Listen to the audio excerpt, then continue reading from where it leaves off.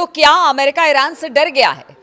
क्या जिस तरह की स्ट्रेटेजी के साथ अब ईरान पूरे दमखम के साथ चुनौती इजराइल और अमेरिका को दे रहा है, उससे अमेरिका को लग रहा है कि अब ईरान से उलझना ठीक नहीं है? नमस्कार, मैं हूं नीलू। तो देखिए, कुछ ऐसी बातें हैं, आज बहुत सारी खबरें हैं जिसको एक करके बताएंगे आपको, लेकिन बड़ी खबर आपको बता रहे हैं। अब अमेरिकी जो गुड्स यानी कि जो सामान ले जाते हैं जहाज, उनको अमेरिका की तरफ से कह दिया गया है कि देखिए, आप ईरान से दूरी बनाए रखें, यानी उससे दूरी बनाए रखें। अगर किसी तरह से कुछ खबरें आती हैं या किसी तरह से उलझना नहीं है, या आईआरजीसी के अगर वहां पर नौकाएं जो हैं या जहाज जो हैं आपकी तरफ बढ़ते भी हैं, तो आपकी किसी तरह का कोई आर्ग्यूमेंट या किसी तरह से उलझने का प्रयास ना करें। अमेरिका की तरफ से अमेरिकी जहाज जो सामान लेकर जाते हैं, खासतौर पर फारस की खाड़ी से लेकर हॉर्मुज जल डमरू के बीच का, वहां से कहा गया है कि आप ईरान से दूरी बनाए रखें। यह एक बड़ी खबर है। अब इसकी वजह क्या है, इस पर भी बातचीत करेंगे। इसके अलावा बहुत सारी और खबरें हैं जो कि प्रमुखता के साथ इस वक्त दिखाई दे रही है। तो सबसे पहली बात कि अब देखिए, ऐसा है कि बेंजामिन नेतन्याहू जो है वो अमेरिका पहुंच चुके हैं। आज ट्रंप से उनकी मुलाकात होनी है। मुलाकात इस बात को लेकर होनी है कि ईरान को लेकर क्या किया जाए। पूरी तरह से कोशिश करेगा इजराइल की वो बात मनवाए कि देखिए, अब हमला करने का सही समय ईरान पर है। लेकिन इसी बीच ईरान की तरफ से अमेरिका को आगाह किया गया है कि आप नेतन्याहू के बात में ना आए, यानी बातचीत के रास्ते पर ही आगे चले, उनके बहकावे में ना आए। इस तरह की बातें ईरान की तरफ से स्पष्ट कर दी गई है। साथ ही साथ आज इस्लामिक रिवॉल्यूशन की वर्षगांठ मनाई जा रही है, 47वीं वर्षगांठ है। और आज खामनी और उनके लोगों का दमखम दिखेगा, यानी जिस तरह के शक्ति प्रदर्शन की बात की जा रही है, खासतौर पर खामनी साहब के, वो शक्ति प्रदर्शन आज दिखने वाला है ईरान की सड़कों पर। क्या ये शक्ति प्रदर्शन जो है वो बेंजामिन नेतन्याहू और ट्रंप को दिखाने की कोशिश है कि आज भी ईरान की आवाम हमारे साथ खड़ी है? तो एक शक्ति प्रदर्शन के तौर पर आज पूरे दिन इस पर भी हमारी नजर रहेगी कि किस तरह से क्या बातें ईरान की सड़कों से या फिर खामनेई साहब यहां से क्या संदेश देते हैं, उस पर भी हमारी नजर रहेगी। और इसको लेकर तमाम अपडेट्स बाद में हम आपको देंगे। लेकिन फिलहाल एक और खबर आ रही है कि देखिए, बताया जा रहा है कि जो ईरान का अल उदैद एयरबेस है उसको मिट्टी से ढक दिया गया है। क्या ईरान को इस बात की भी आशंका है कि नेतन्याहू अगर पहुंचे हैं ट्रंप से तो इस बीच कोई हमला भी हो सकता है? इसकी भी तैयारी कर ली गई है। अल उदैद एयरबेस को मिट्टी से ढक दिया गया। जो सैटेलाइट तस्वीरें आई हैं उसमें ये बात स्पष्ट हो रही है। साथ ही साथ कहा जा रहा है कि कतर में जो मिसाइल लोड होने की खबर सामने आ रही है, जिसमें अमेरिका का जो पेट्रियाट मिसाइल है उसको अब देखिए बताया जा रहा है कि वो ट्रक में जो लॉन्चर्स होते हैं, ट्रक लॉन्चर्स, उस पर मूव किया जा रहा है, उस पर रखा जा रहा है ताकि जल्द से जल्द इसको कहीं भी मूव किया जा सके। तो ये 2-3 बातें हैं जो कि बेंजामिन नेतन्याहू के ट्रंप से मिलने के बाद ये सब खबर आ रही है कि देखिए, अपनी अपनी तैयारी, चाहे वो ईरान हो या फिर अमेरिका हो, उनके एयर बेसेस हो, वो सब कर रहे हैं। लेकिन बातचीत का रास्ता हम इसलिए कह रहे हैं क्योंकि आज दूसरे दौर की बातचीत के लिए बताया जा रहा है कि ईरान में जो सबसे करीबी अली खामनेई साहब के माने जाते हैं, यानी कि अली लारिजानी, वो पहुंच चुके हैं ओमान यानी मस्कट। और बताया जा रहा है कि अगर अली लारिजानी वहां जा रहे हैं, लारिजानी का जाना एक बहुत बड़ी बात होती है क्योंकि हमेशा से अमेरिका और ईरान के बीच वो मध्यस्थता करते रहे हैं। सबसे ज़्यादा वो अली खामनेई के करीबी माने जाते हैं और कहते हैं कि उनको हर एक रिपोर्ट, अली लारिजानी जो हैं वो हर एक बात खामनेई से शेयर करते हैं और बड़े गुप्त तरीके से खामनेई साहब को उन पर बड़ा भरोसा है।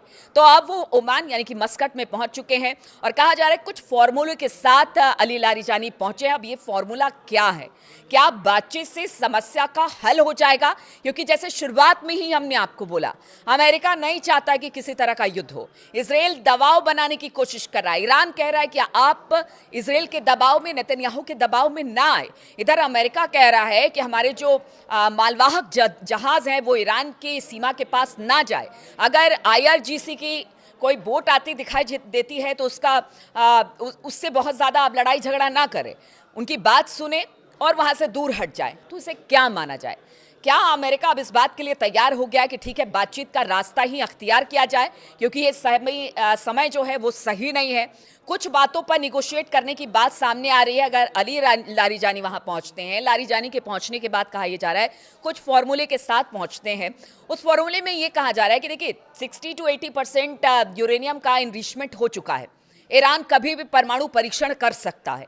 ऐसे में हो सकता है कि इस पर कुछ निगोशिएट हो, क्योंकि देखिए लंबी दूरी की मिसाइलों की प्रोटेक्शन के लिए तो लगातार ईरान ने कह दिया कि इस पर बातचीत नहीं होगी, लेकिन हो सकता है कि कोई बीच का रास्ता इस पर निकाला जाए। जहां तक बात इजराइल की है, इजराइल कह रहा है कि अस्तित्व का संकट हमारे ऊपर है। हमला अगर ईरान करता है तो उस दौरान सबसे ज्यादा नुकसान इजराइल को होगा। अरब देश दो खेमों में इस वक्त बटा हुआ है। अरब देश में से कुछ ये कह रहे हैं कि देखिए बहुत ज्यादा नुकसान होगा, इसलिए अभी सही समय नहीं है।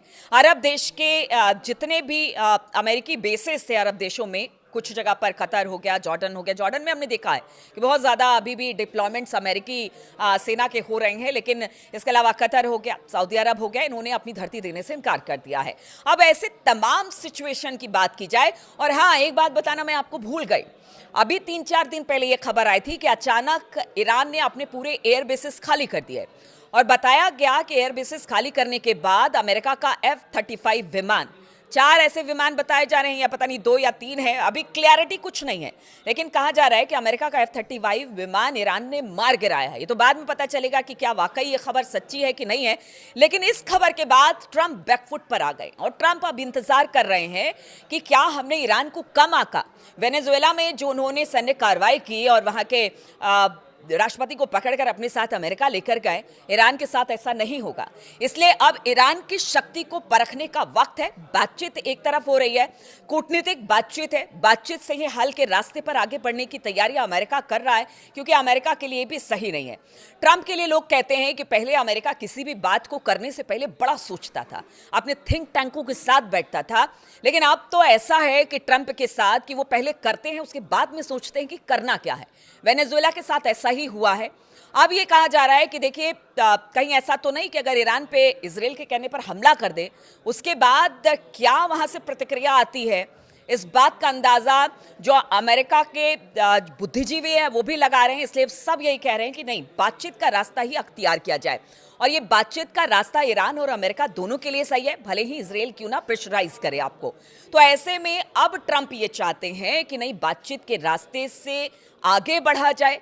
और अली लारीजानी का अगर ओमान जाना हो रहा है, वो वहां पर किसी फॉर्मूले के साथ जा रहे हैं। ईरान ने भी कह दिया है ट्रंप को कि दबाव में ना आए, तो देखना होगा कि अली लारीजानी का वो फॉर्मूला क्या है। और अगर इनके इस बातचीत नहीं होती है या बातचीत नहीं बनती है, देखिए अभी ये तो 3-4 दौर तक तो ये बातचीत जाएगी, भले कितना सकारात्मक होगा, कितना सही दिशा में आगे बढ़ेगा, माना जाएगा नहीं माना जाएगा एक दूसरे की शर्तों का, ये तो आगे आने वाला समय बताएगा।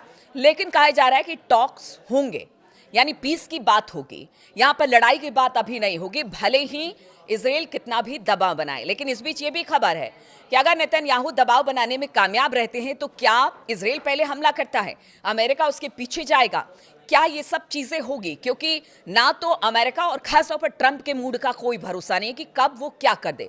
जिस तरह से लगातार अरब देशों में, उसके आसपास के इलाकों में अमेरिकी एयर बेसेस हैं, उन पर डिप्लॉयमेंट्स बढ़ाए जा रहे हैं, लेकिन साथ ही साथ अमेरिका ये भी कह रहा है कि ईरान की सीमा पर जहाज ना जाए, जहाज ना पहुंचे, उनको वहां से दूर रहने के लिए कहा जा रहा है। तो इसके क्या मायने निकल सकते हैं? दो तरह की बातें ये अमेरिका कर रहा है, सैंक्शन भी लगाता है, बात ये भी करता है कि वहां तक जहाज ना जाए, फिर धमकी भी देता है कि देखिए इसका खामियाजा आपको भुगतना पड़ेगा ईरान को।